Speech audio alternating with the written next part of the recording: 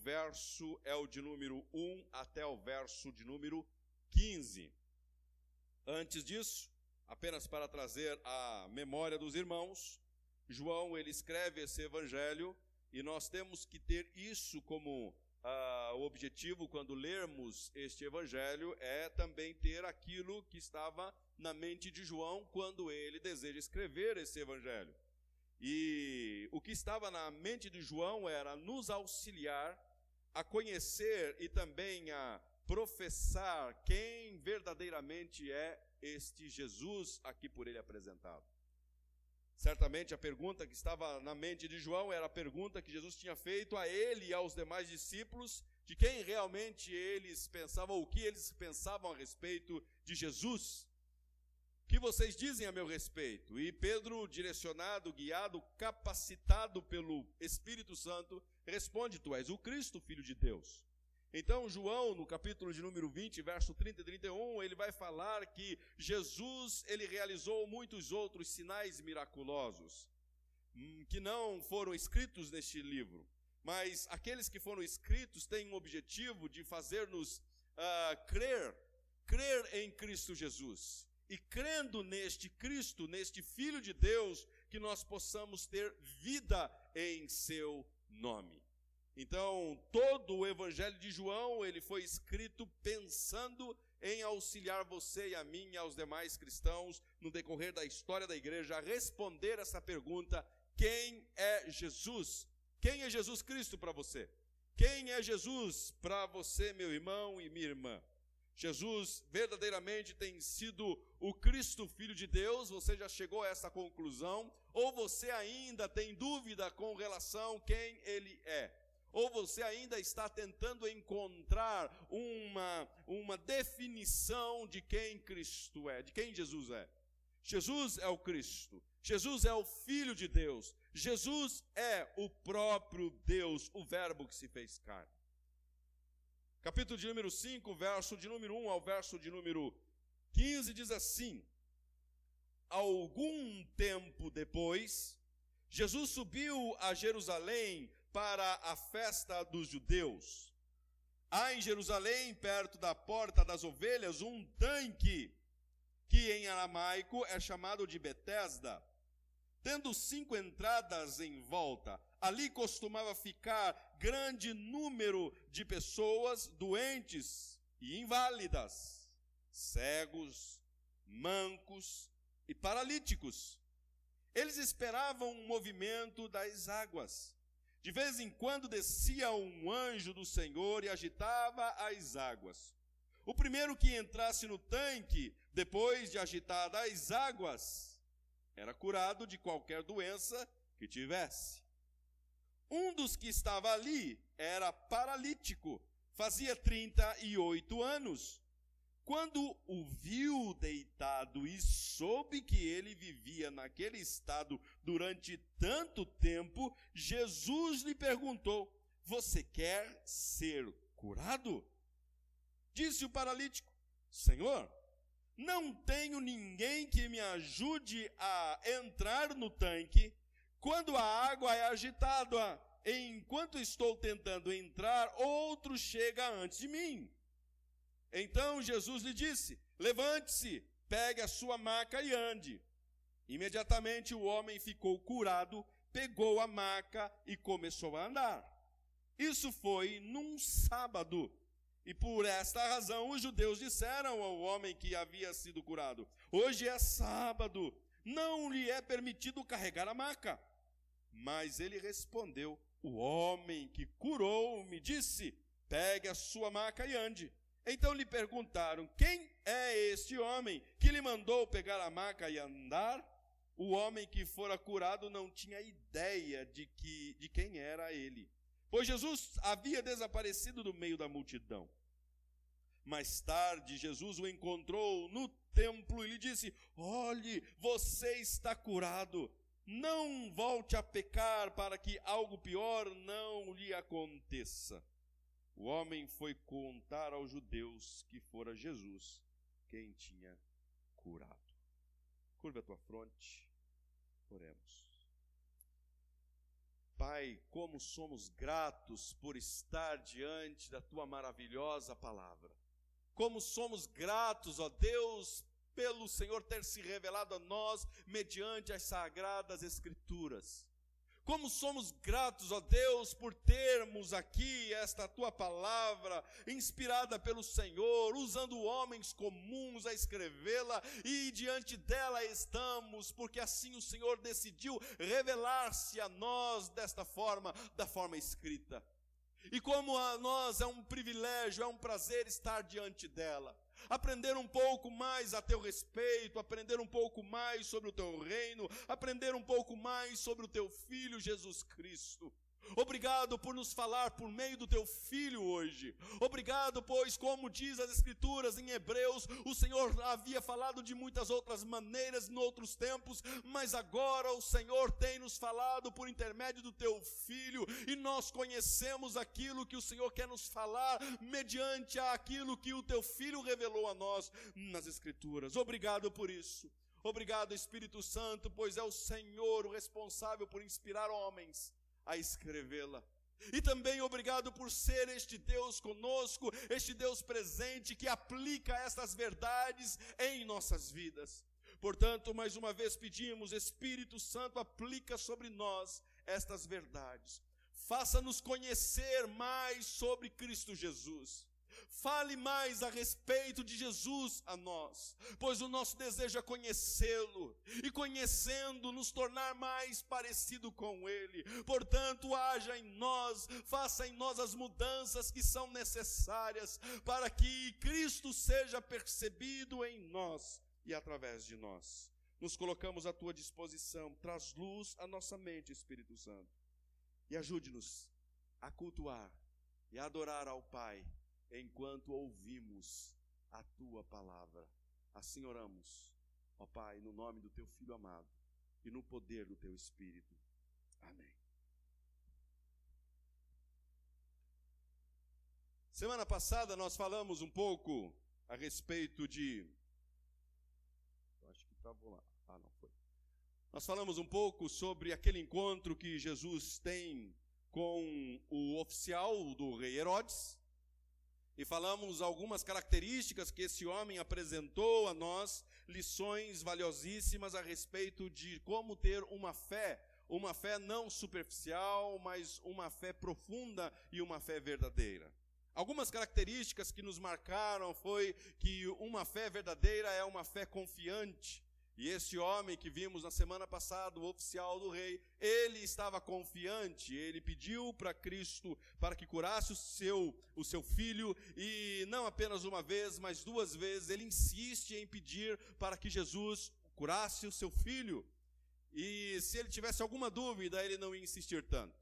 Se ele tivesse alguma dúvida, ele não iria sair de lá do lugar onde ele estava, ou seja, da cidade dele de Cafarnaum, e ir até Jesus, em Caná da Galileia, e pedir para que Jesus curasse o seu filho. E ele faz isso, e pede duas vezes para que Jesus assim o faça. Mas não apenas isso, mas vimos também que uma fé, para ser verdadeira, ela precisa ser uma fé confirmada. E como é que nós temos uma fé confirmada? É quando nós confiamos, não apenas de momento, mas quando permanecemos confiando na palavra de Cristo Jesus. Esse homem, ele recebeu uma palavra, e a palavra de Jesus a ele foi: vai, o seu filho ele viverá, o seu filho viverá. E ele confiou nessa palavra, e ele não titubeou, ele não duvidou, ele não apenas acreditou de momento e logo depois aquilo saiu da sua mente. Ele continuou confiando, ele continuou acreditando na palavra de Cristo Jesus. No entanto, que quando ele vê o seu filho, depois de um dia, no outro dia, ele vê o seu filho lá curado de pé, ele lembra daquilo que Cristo falou, que era exatamente aquela hora, 1h da tarde, que Cristo havia curado o seu filho. Ele confiou. Então foi uma fé confirmada, uma fé que foi confirmada pelo ato de crer. E não apenas isso, mas é uma fé também contagiante. Uma fé que contagiou não apenas ele, o oficial, mas também contagiou o seu filho, contagiou a sua esposa, contagiou todos os seus servos, pois o texto diz que todos da sua casa foram salvos. Foram salvos porque ele ali contagiou, pregou aquilo que ele ouviu de Cristo, aquilo que ele recebeu. E o que é que ele recebeu de Cristo? O Evangelho. Ele pregou o Evangelho, anunciou o Evangelho a todos da sua casa, e todos da sua casa foram salvos. Que a sua fé também seja assim. Que a sua fé seja uma fé confiante, uma fé confirmada por ser alguém que confia na palavra de Deus e continua confiando. Alguém também que é empolgado com o Evangelho, empolgado com a palavra, empolgado com Cristo, a ponto de contagiar a todos aqueles que estão à sua volta. Você tem feito isso? Você tem contagiado pessoas com sua fé, com o Evangelho que você vive? Se você não tem feito isso, eu quero pedir para que você avalie sua fé. Pois é impossível uma fé não contagiar o outro. Ou seja, é impossível aquele que possui uma fé verdadeira não contagiar outras pessoas. No mínimo, algumas pessoas você deve estar contagiando. E isso tem que acontecer. Mas hoje nós vamos ver um contraste. Eu quero que você tenha em mente tudo o que nós aprendemos na semana passada, a figura desta fé verdadeira, deste homem com uma fé verdadeira, e nós vamos ver hoje um outro homem, uma outra pessoa que demonstra ter uma fé, e nós vamos ver que tipo de fé é essa que esse homem possui, que esse homem que está nesse tanque de Betesda possui. Então hoje nós vamos aprender a respeito de uma vida apegada ao misticismo. Segundo, uma vida apoiada nas incapacidades. E terceiro, uma vida regida pela religiosidade. 3 verdades que nós vamos aprender nesse texto e nós vamos caminhar tendo como pano de fundo aquilo que nós vimos na semana passada de uma fé verdadeira. Primeiro, antes de entrarmos na nossa exposição aqui do texto do homem, ou vendo a característica desse homem, vamos ver o verso de número 1 até o verso de número 4, que diz assim: algum tempo depois, Jesus subiu a Jerusalém para uma festa dos judeus. Há em Jerusalém, perto da porta das ovelhas, um tanque que em aramaico é chamado de Betesda, tendo 5 entradas em volta. Ali costumava ficar grande número de pessoas doentes e inválidas, cegos, mancos, paralíticos. Eles esperavam o movimento das águas. De vez em quando descia um anjo do Senhor e agitava as águas. O texto aqui está afirmando que em Jerusalém, no templo, perto do templo, existia aqui esse tanque chamado Betesda, um tanque que era utilizado também para a purificação. Mas aqui nós não temos nenhuma outra ênfase a respeito deste tanque. Até 1888 era desconhecido se esse tanque realmente existia ou não, se era verdade ou não, até que os arqueólogos conseguiram encontrar. Em 1888, arqueólogos conseguiram descobrir esse tanque chamado Betesda, ou seja, o lugar de milagres, a porta também conhecida como Porta das Ovelhas, e assim por diante, ou o lugar da azeitona, se for pegar a tradução literal do grego. Porém, até 1888, aqui era uma dúvida se existia realmente este tanque ou não, até que foi encontrado e existiu de fato. Este tanque de Betesda, de fato, existiu.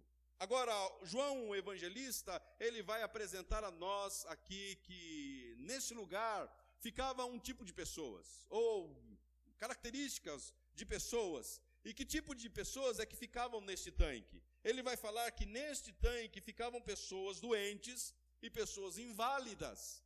E ele vai listar 3 características de pessoas que ali estavam. Ele vai falar que ali ficavam pessoas que eram cegos, pessoas que eram mancos e pessoas que eram paralíticas. Ele apresenta 3 tipos, ou 3 perfis, 3 características de pessoas que ficavam ali naquele lugar. E você precisa gravar bem isso, porque João, quando ele vai, ele escreve alguns detalhes, nós não podemos perder esses detalhes de vista. Não podemos deixar esses detalhes de lado. Então, o perfil é pessoas cegas, pessoas mancas e pessoas paralíticas. Mas João, ele gosta, nós já vimos no seu evangelho, que a característica da sua escrita é ele colocar alguns contrastes. E um dos grandes contrastes que nós vemos aqui é que João, ele diz assim, que passando algum tempo, ou seja, depois de tudo aquilo que aconteceu lá em Caná, depois de Cristo ter voltado de Jerusalém, de uma festa também, ido para Samaria, depois Caná da Galileia, passando um bom tempo depois, Jesus subiu para Jerusalém para uma festa. João, ele gosta de citar festa. Ele vai falar festas dos tabernáculos, ele vai falar festa da Páscoa, ele vai falar outras festas que os judeus guardavam. Então, essa palavra festas aqui vai aparecer várias vezes nesse evangelho de João. E aqui, mais uma vez, João, ele diz que Jesus, ele vai para uma festa. Ele vai para Jerusalém, porque Jerusalém está em festa. Mas o comum é você ir para a festa, e se aqui é a festa das cabanas, ou a festa dos tabernáculos, né? Ou se é a festa da Páscoa, o que era comum era um judeu chegar em Jerusalém e ele ir direto para o templo onde estava acontecendo a festa, onde todo mundo estava reunidos para a festa. O que acontece aqui é que Jesus quebra o protocolo. Enquanto estava acontecendo uma festa lá no templo, neste tanque existia aqui não uma festa. Mas o que estava ocorrendo aqui eram pessoas que estavam frustradas, pessoas que estavam decepcionadas, pessoas que estavam sofrendo por doenças, pessoas que eram cegas, pessoas que eram coxos, pessoas que eram paralíticos, estavam ali. E Jesus, como um bom judeu, ele deveria ir para a festa. Mas ele quebra o protocolo, ele não vai para a festa, ele vai para um lugar menos visitado pelos judeus. Quando você vai visitar uma cidade e conhecer uma cidade turística, eu fui para Porto Seguro, e quando eu cheguei ali em Porto Seguro, vendo aquelas praias maravilhosas, aqueles lugares maravilhosos, e que maravilha é, até que nós alugamos um carro, e então vamos desbravar aqui essa cidade. E nós vimos que Porto Seguro não era tão lindo assim. Existiam os lugares também periféricos da cidade. Mas ninguém gosta de ir para os lugares periféricos. Todos gostam de ir para os lugares que estão ali nas publicações, no marketing, né? Imagens do marketing das agências de viagem, de turismo. Todos querem ir para as praias mais bonitas, mas ninguém quer conhecer o lado periférico da cidade. Ninguém aqui que desejava um judeu numa festa, ninguém desejaria ir para um tanque onde encontrava-se pessoas inválidas, cegas, coxos, mancos. Ninguém gostaria de fazer esse caminho, esse trajeto.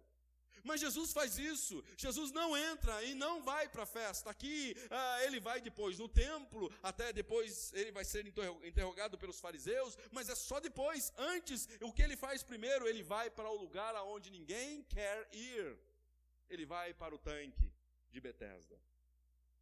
E chegando ali no tanque de Betesda, Jesus, ele procura saber quem são as pessoas. E uma das pessoas que ele procura saber quem é, não sabemos se ele sabe, porque o texto vai falar assim, que ele ficou sabendo de um homem que vivia, quando viu deitado e soube, verso 6, e soube que ele vivia naquele estado durante tanto tempo. Não sabemos aqui se ele soube pelo seu poder divino, não sabemos aqui se ele soube porque ele foi revelado pelo Pai, ou não sabemos se ele soube por pesquisar.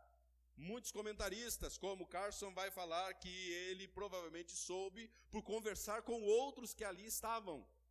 E conversando, ele conseguiu ter informação de que aquele homem estava naquele estado há 38 anos. 38 anos. Então esse tanque de Betesda era um tanque que não era visitado, mas Jesus foi e visitou aquele lugar. Essas são as ruínas encontradas desse tanque em 1888 pelos arqueólogos E aqui hoje está à disposição para quem quiser ir visitar em Jerusalém. Você vai encontrar esse tanque, as ruínas desse tanque chamado Betesda. Então, de fato, ele existiu. Na época de Jesus, era mais ou menos isso aí, que era o tanque de Betesda. Ou seja, pessoas estavam ali na escada, antes da escada, e quando se via o movimento das águas, as pessoas desciam, as pessoas entravam, e ali dizia que aquele que entrasse pela primeira vez seria curado. É o que aqui nós vemos no texto, e nós vamos ver, será que é isso mesmo? O que o texto está querendo dizer? Característica das pessoas encontradas ali, nós já vimos, pessoas cegas, pessoas que eram coxos e pessoas paralíticas ou ressequidos. Essa palavra paralítico é a mesma palavra utilizada para alguém que estava com um membro ressequido. É a mesma palavra usada quando Jesus cura um homem com a mão ressequida. Aquela palavra é a mesma que aparece aqui. Então não pense que o paralítico aqui é aquele que sofreu de uma paralisia dos membros. Não, o seu membro está seco, ele não consegue suportar o peso. Certamente aqui as pernas, porque estava deitado, e então certamente as suas pernas estavam ressequidas e ele não poderia andar. João apresenta um contraste, que é o contraste do templo, a festa no templo, e este templo que é ou seja, esse tanque onde existia o sofrimento e a desesperança neste tanque. Sabendo disso, visto do verso 1 ao verso número 4, verso de número 5 apresenta-nos então este homem. Diz assim o texto: um dos que estava ali era paralítico ou ressequido, fazia 38 anos. Primeiro ponto aqui é que João ele quer deixar claro que esse homem ele não sofreu sempre dessa doença. Um momento aconteceu, alguma coisa aconteceu na sua juventude ou na sua infância, certamente aqui na sua juventude, que deixou assim. Alguma coisa aconteceu para que os seus pés ficassem ressequidos e o impedisse de andar. Pois o texto vai falar que ele há 38 anos estava nessa situação. Todas as vezes que João vai falar que é alguma coisa de nascença, ele cita lá no cego de nascença, ele vai falar um cego de nascença, um cego que nasceu assim, que os pais ainda vai falar, olha, ele nasceu assim, confirmamos. Mas aqui João ele não diz que esse homem desde nascença ele veio assim ou ele não anda. Vai falar que há 38 anos, então certamente esse homem deveria ter aí os seus 45, 50 anos de idade nesse tanque. Então ele há 38 anos está aqui sofrendo desta doença. E João quer deixar bem claro isso. E ele continua dizendo: há 38 anos, quando o viu deitado, soube que ele vivia naquele estado durante tanto tempo. Jesus lhe perguntou: você quer ser curado? Quem é esse homem então? Esse homem é alguém que não sofria desde sempre dessa doença, não sofria desde a infância. Quem que é esse homem? Esse homem era bem conhecido de todos. Certamente aqui Jesus ele vai perguntar e conversar com alguns e pega a informação de que esse homem está sofrendo há tanto tempo. Então não era qualquer um, era uma pessoa que estava ali e que era bem conhecido de todos. Quem era esse homem? Mas ele possuía suas crenças. Certamente aqui era um judeu, certamente aqui é um habitante ali da cidade de Jerusalém, que sofria dessa doença e ficara neste poço ou nesse tanque há esse tempo, há 38 anos que ali ele ficava. Que mais? Um judeu com as suas tradições judaicas. Um homem que, no texto nós vamos ver, decorrer embaixo, nós vamos ver que era um homem que ele praticava assim algumas das suas práticas religiosas, que, no entanto, Jesus vai encontrar ele dentro do templo. E ele vai para o templo. Então, é alguém que, sim, ele praticava ou observava algumas das suas práticas religiosas como um bom judeu. Mas não apenas era um religioso, mas também era um homem que estava cheio de crenças ou tradições. Um homem que possuía algumas tradições e muitas delas sincréticas. E nós vamos ver aqui. Esse homem, além de estar doente, era um homem escravo de tradições. E por que eu digo isso? Porque o verso de número 4, se você for buscar parte B do 3 e o verso de número 4, você vai ver, não sei se a sua Bíblia tem, mas você reparando vai ver aí que tem um colchete, está entre colchetes. Ou na sua Bíblia tem aí uma indicação, uma letrinha, na minha aqui vai ter uma letrinha D, que lá embaixo vai explicar que, dizendo assim, que nos maiores dos manuscritos, ou a maioria dos manuscritos mais antigos, não trazem essas frases do verso de número 4. Ou seja, o verso 4 aqui, certamente algum copista que estava lendo o texto e como alguém que estava pegando o texto e querendo ajudar os seus leitores, ele então tece um comentário que é o verso de número 4, parte B do 3 e o verso número 4, que diz assim: eles esperavam o movimento das águas, ponto, verso 4. De vez em quando descia um anjo do Senhor e agitava as águas. O primeiro que entrasse no tanque, depois de agitadas as águas, era curado de qualquer doença que tivesse. Por que é que esse copista, ele tece esse comentário do verso 4? Porque se não existisse esse comentário do verso 4, o verso de número 7 você também não iria entender. Porque o verso 7 diz assim: disse o paralítico: Senhor, não tenho ninguém que me ajude a entrar no tanque quando a água é agitada. Enquanto estou tentando entrar, outro chega antes de mim. E aí a pergunta que ficaria é: por que esse verso 7 está aqui? Por que ele quer tanto entrar na água? Por que ele quer tanto se banhar na água? Poxa, vai lá, pede para alguém e dá um banho nele. Mas na realidade não, na realidade ele está dizendo, o copista aqui está querendo deixar claro que este homem queria descer porque ele tinha que descer como o primeiro. Porque existia uma tradição de que aquele que descesse primeiro nessas águas, e estas águas elas eram agitadas por um anjo, e então essa pessoa seria curada. Seria curada. Mas aqui não se trata de uma verdade. Aliás, aqui você tem alguns comentaristas que vão defender que isso aqui é realmente um anjo descia e um anjo, ele agitava as águas e as pessoas eram realmente curadas. Mas a maioria dos comentaristas, como Carson, entre outros, vai dizer que não, vai dizer que aqui se tratava apenas de uma crença, de uma tradição que se instalou em Jerusalém, porque esse tanque que era para receber ali as águas da chuva, e então formar ali um tanque, um açude, e depois essa água ser utilizada para outras coisas, mas quando começaram a cavar esse tanque, descobriram ali um lençol de água, um lençol freático, e esse tanque então embaixo possuía essas águas, esse lençol freático. De vez em quando a correnteza ali do lençol freático era maior, dependendo do tempo, e se agitava a água, e então para quem estava de fora vendo, achava que aquelas águas estavam sendo agitadas por alguma pessoa ou por algum ser. Então se instalou em Jerusalém, nesse tanque de Betesda, que quem estava agitando a água era um anjo, e não qualquer outra coisa.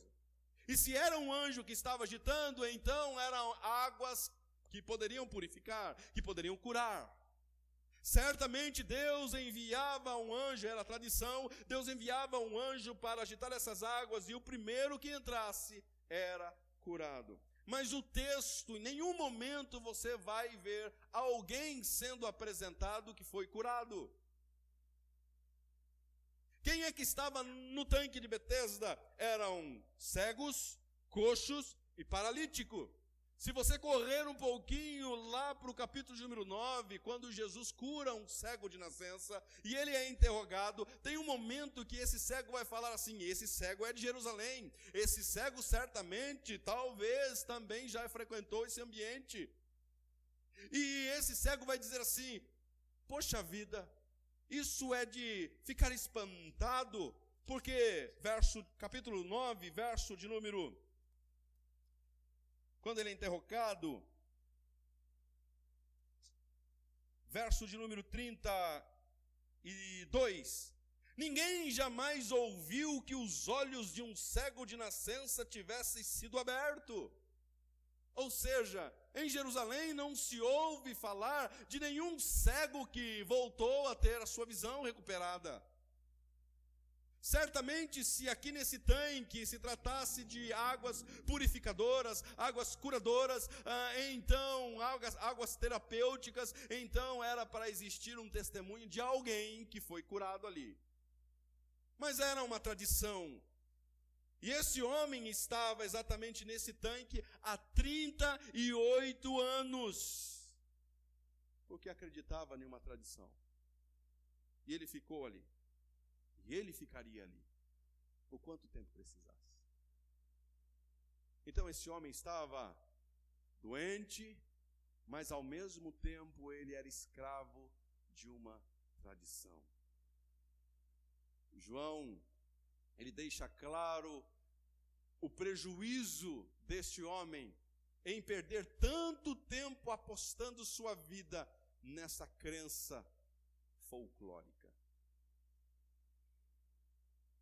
Lendo comentários de Augusto Nicodemos, ouvindo alguma coisa de Augusto Nicodemos, alguns deles vocês vão ver que tem muitos comentaristas que eles aqui nesse texto, até eu falei para Pedro, se pudesse pular esse texto eu pularia. Como nós não podemos pular o texto, então a gente continua expositivamente. Tem alguns textos da Bíblia que você tem que brigar com ele, e você não tem tanta luz, então você tem que ir para o contexto maior. E uma explicação porque é que, para mim, ao ler esse texto faz mais sentido quando eu entendo assim, por causa do contexto maior. João, ele acabou de apresentar no capítulo de número 4, no final, alguém que possuía uma fé verdadeira. Agora ele vai apresentar alguém que não possui uma fé tão verdadeira assim.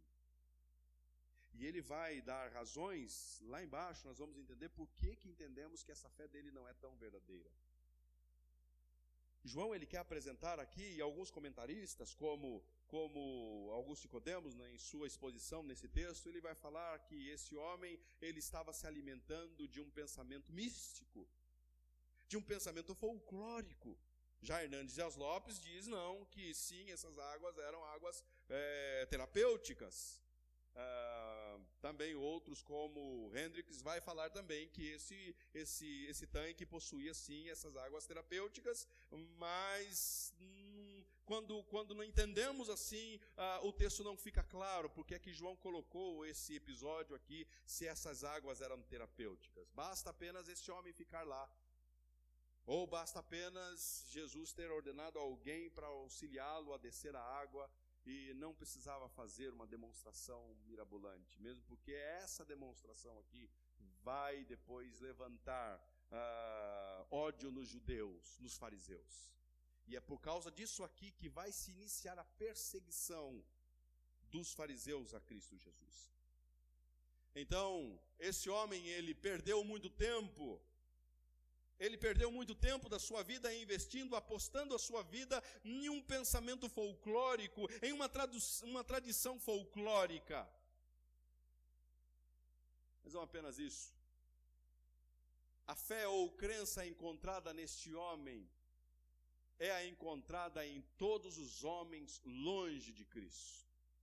Todos nós tínhamos, em certa medida, ainda temos uma fé assim, uma fé folclórica, uma fé que crê em tradições, em misticismo. Quantas vezes nós nos pegamos exercendo uma fé assim em alguma coisa? Quantas vezes você para pensar e diz, poxa vida, e se eu ganhasse na Mega Sena da virada? Não, eu sei que vocês não pensam. Se alguém, uma fé folclórica, uma fé, né, que não podemos apostar a nossa vida nisso. Esse homem estava vivendo assim, uma fé, baseando-se em uma fé folclórica. Todos nós possuímos, e aqueles longe de Cristo ainda mais, possuem uma fé assim. Porque possuem uma fé distante da fé verdadeira, uma fé que foi apresentada a nós, versos antes, no capítulo 4. Uma fé uma fé confiante, uma fé confirmada e uma fé contagiante. A realidade desse homem é a realidade de muitos em nossos dias. Quantas pessoas pagando promessas, quantas pessoas seguindo tradições e apostando sua vida nisso? Quantas pessoas você conhece que vivem uma vida assim, pagando promessas? Pessoas seguindo tradições, não porque isso o meu avô ensinou, não porque isso o meu pai ensinou, não porque isso o meu tataravô ensinou. Pessoas que estão seguindo tradições e apostando a sua vida nessas tradições. Assim nós éramos, assim nós vivíamos. Acreditávamos nessas tradições, acreditávamos nessas promessas, ou nesses feitos passados a nós por meio de tradições. Críamos nisso. Quantos cristãos ainda nutrindo e alimentando de ensinos sincréticos? Quantos cristãos nominais ainda nutrindo e se alimentando de ensinos sincréticos? Quantos?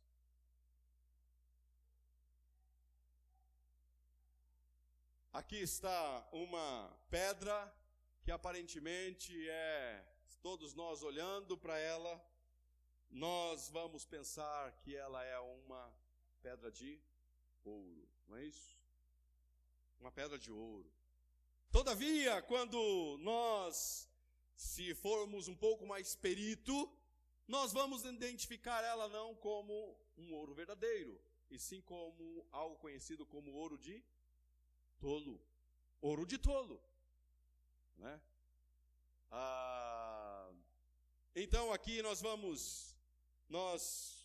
que não temos nenhum conhecimento de ouro ou de alguma pedra preciosa, se aparecesse em nossa frente algo assim, então nós acreditaríamos que isso era ouro de verdade. Mas para um perito isso não passa de um metal que reluz, um metal que apresenta característica e uma cor dourada como se fosse ouro de verdade, mas não é apenas metal. Aquela frase assim, nem tudo que reluz é ouro, né? Esse ditado popular veio exatamente disso, porque aqui está uma pedra que aparentemente é ouro, mas não é ouro. Aparentemente, mas não passa de um metal.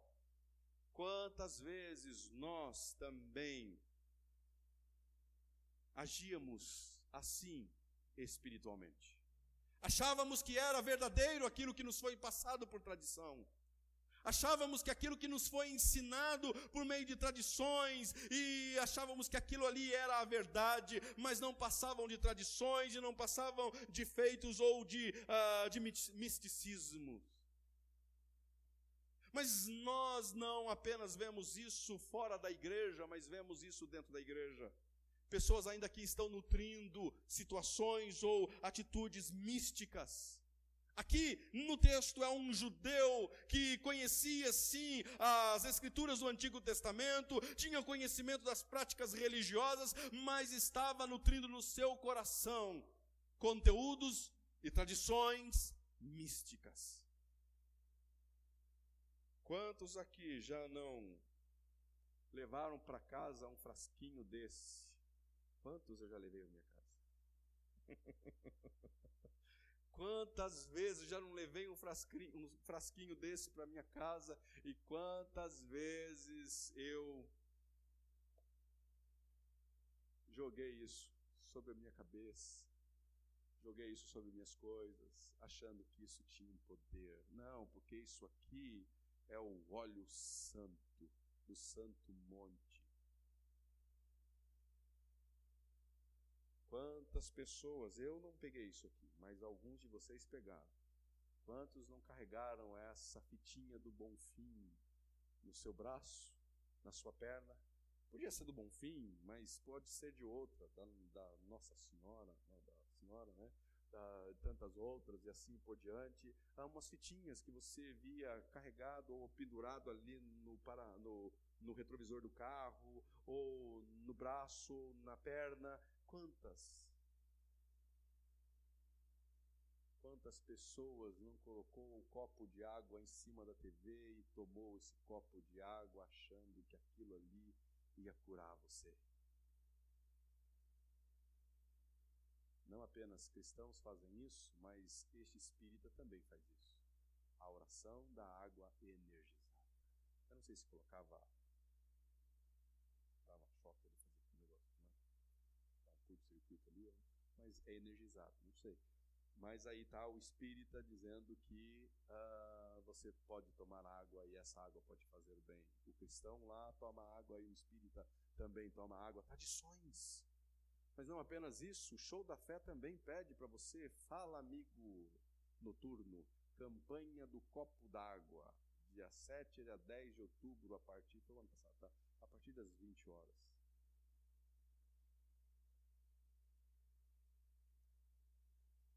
E esse então, terça-feira da sessão do descarrego.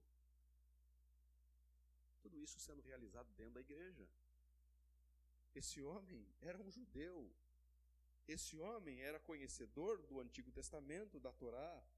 E aqui, ele está alimentando-se de uma tradição sincrética. Um anjo vai descer. E um anjo vai mover as águas e o primeiro que descer será curado. Quem sabe eu um dia serei colocado ali e então receberei a cura. Quem sabe?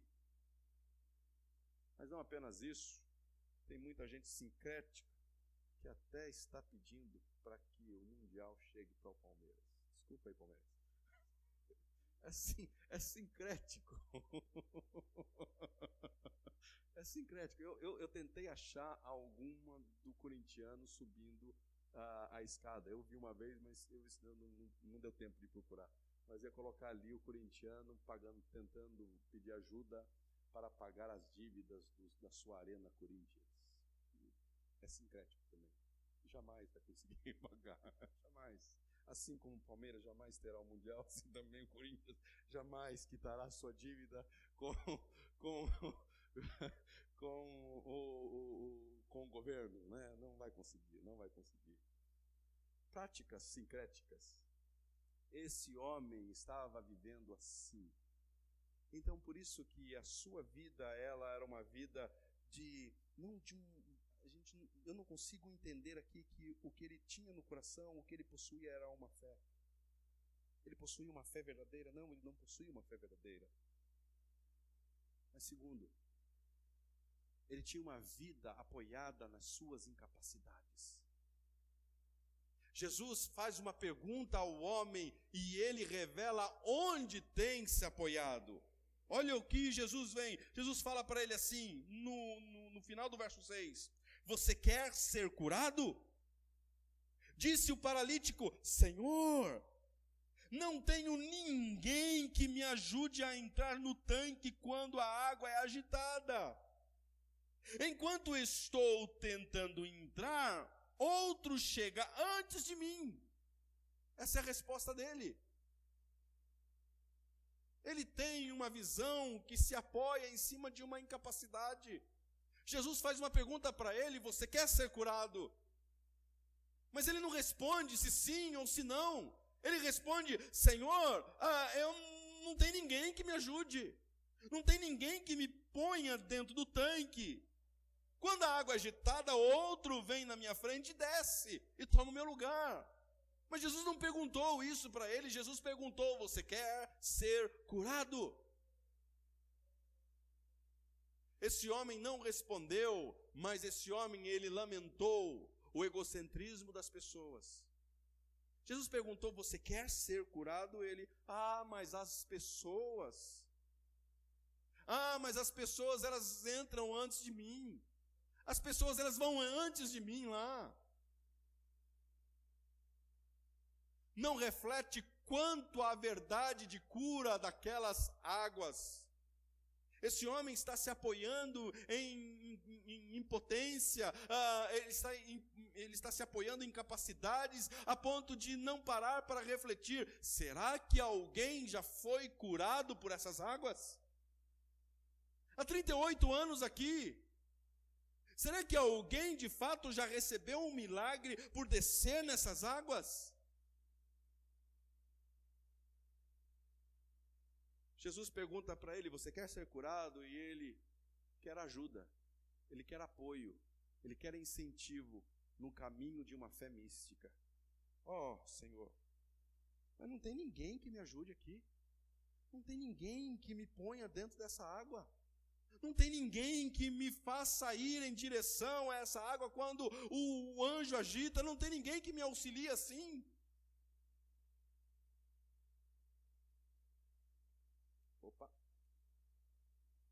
Jesus pergunta se ele quer ficar curado. E ele apresenta uma visão humana para a cura. Jesus, eu quero ser curado. Mas eu quero ser curado assim. Alguém me ajudando a descer na água. Alguém me ajudando a entrar lá. Em outras palavras, ele está falando isso. Senhor, não tenho ninguém que me ajude. O Senhor vai ficar aí? O Senhor vai ficar comigo? Quando o anjo descer, o Senhor vai me colocar lá? Mas Jesus não faz isso. Jesus estende a mão para ele. E Jesus cura. Verso de número 8.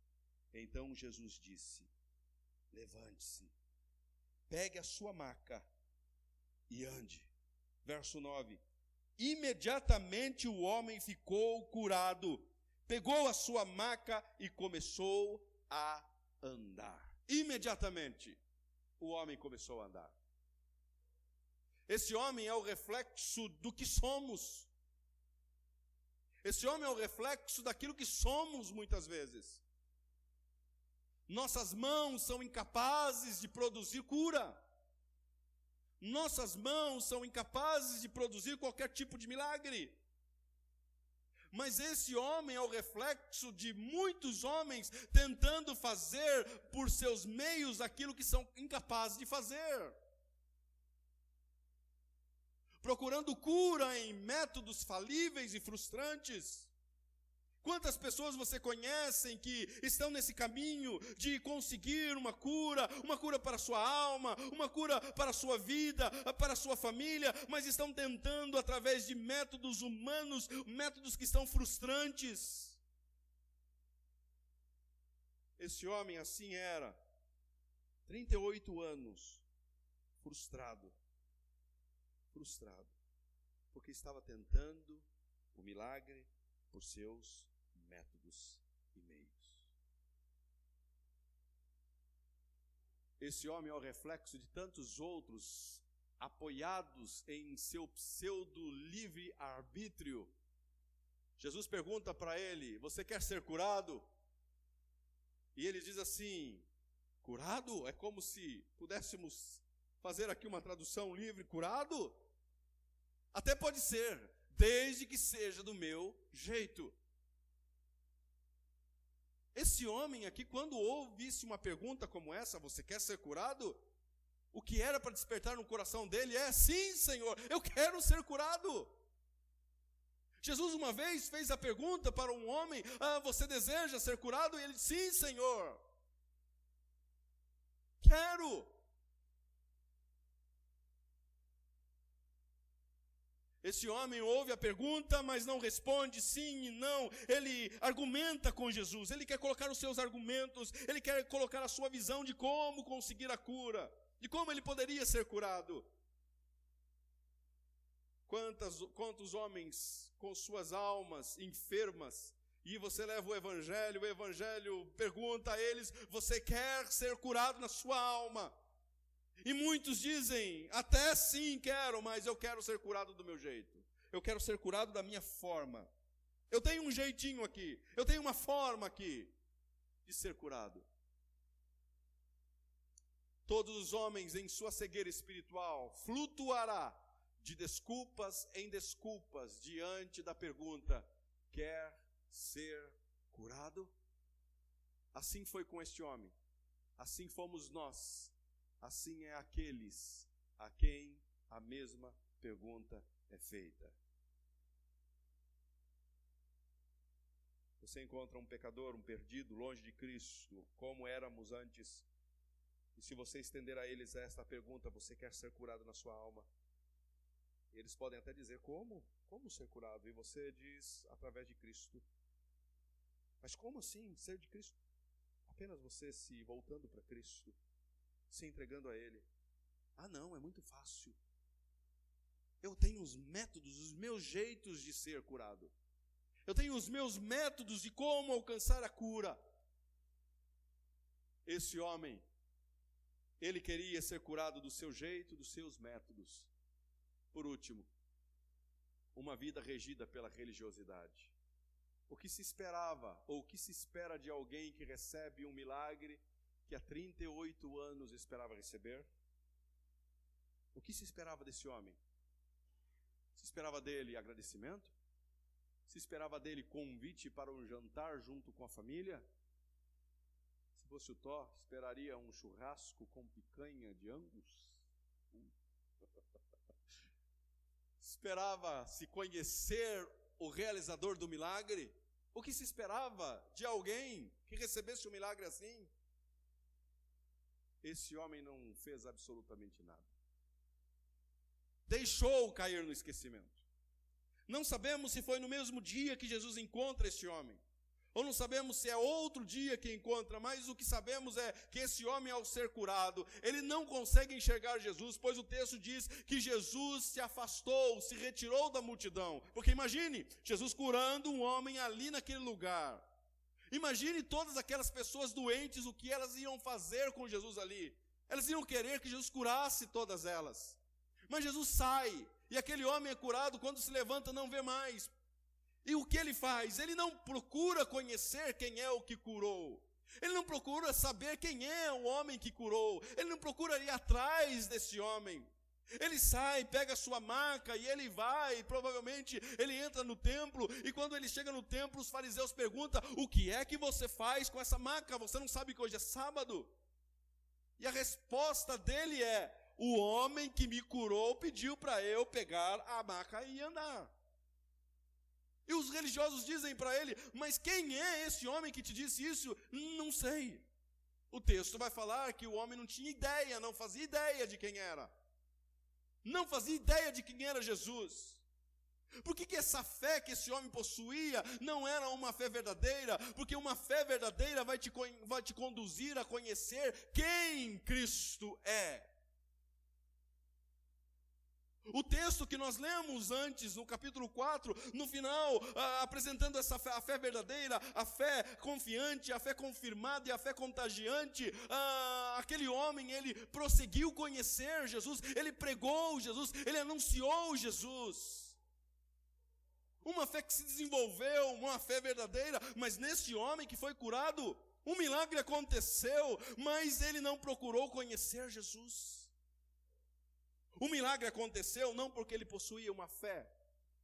Muitos dizem, e essa semana eu ouvi, muitos dizem que você não recebe certas curas porque você não tem fé, a sua fé é deficiente. Não, a cura não é em detrimento da sua fé ou da sua falta de fé. A cura é pela graça e pela decisão de Deus fazer isso. Não depende da sua fé. Não dependeu da fé desse homem. Esse homem não possuía fé alguma. Esse homem possuía uma fé em uma tradição religiosa, mas não numa fé em Cristo verdadeira, numa fé verdadeira em Cristo. Porque os resultados que se demonstram depois não é de alguém que possui uma fé verdadeira. Porque que se espera de alguém que foi curado, um milagre desse, há 38 anos e agora é colocado de pé? No mínimo quem que me curou? É sair perguntando, vasculhando, me diga quem foi, me diga quem é. Eu quero saber. Ele não faz isso. Ele entra no templo, ele é interrogado e ele fica com medo, porque agora ele começa a ser perseguido. E as pessoas perguntam, quem que foi? Quem que foi? Até que um belo dia, um belo momento, ele encontra com Jesus. E Jesus disse para ele assim, encontra para ele. O que está acontecendo?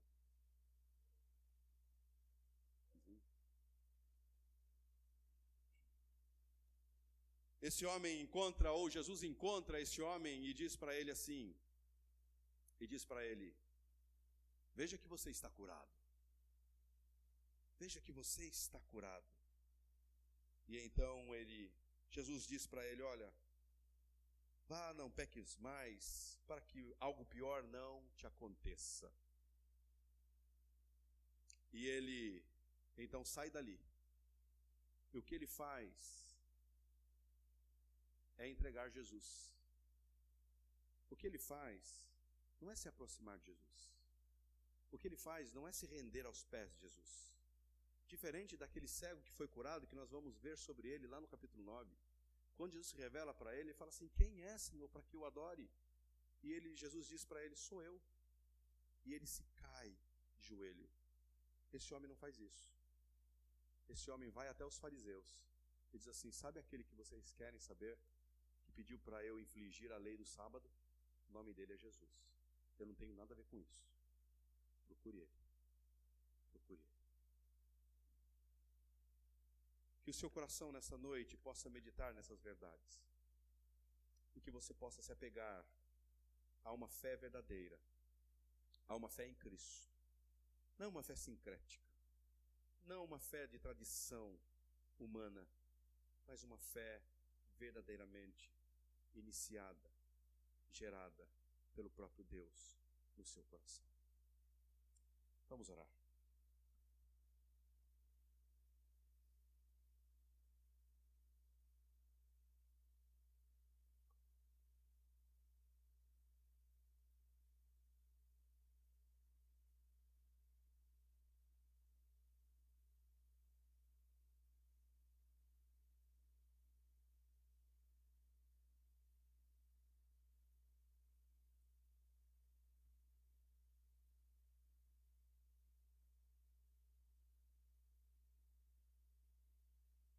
Que nessa noite, o seu coração, ao ser confrontado com a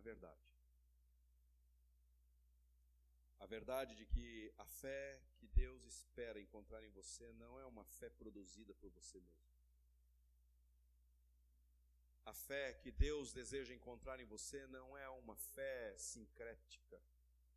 Não é uma fé que foi passada a você por tradições familiares, tradições religiosas, mas a fé que Deus espera encontrar em você é uma fé gerada pelo próprio Cristo, pois Ele é o autor desta fé. Pois é Ele próprio que irá consumir esta fé, é Ele próprio que irá exigir de você uma fé que você não pode produzir, então Ele produz isso dentro de você. Por isso que a fé não vem por outros meios, por isso que a fé não vem por ouvir argumentos filosóficos, por isso que a fé não vem por ler literatura de homens sábios, por isso que a fé não vem por ver, assistir, presenciar milagres, por isso que a fé não vem por manifestações mirabolantes, a fé vem pelo ouvir a palavra de Deus. Tão somente por ouvir a palavra de Deus. Que nesta noite o seu coração possa ser fortalecido. E se você possui exatamente aquele sentimento daquele pai quando foi buscar a ajuda do filho, para o filho que estava endemoniado. E ao ser questionado se ele possuía fé, ele pediu, Senhor, me ajuda na minha pequena fé. E Jesus o auxiliou.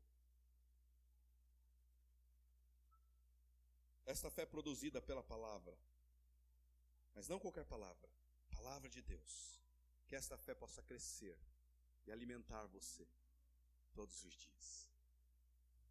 Pai, obrigado por gerar em nós esta fé. Obrigado por gerar esta fé em nós mediante o Teu Filho Jesus Cristo. Pois somente assim, caminhando com uma fé verdadeira, é que podemos agradar ao Senhor. Do contrário, não podemos viver uma vida para Te agradar. Ajude-nos a crescer nessa fé. Ajude-nos a alimentar, ó Deus, desta fé, produzida pela Tua palavra em nós. Assim oramos, no nome de Cristo. Amém. Que Deus te abençoe, meu irmão. Amém.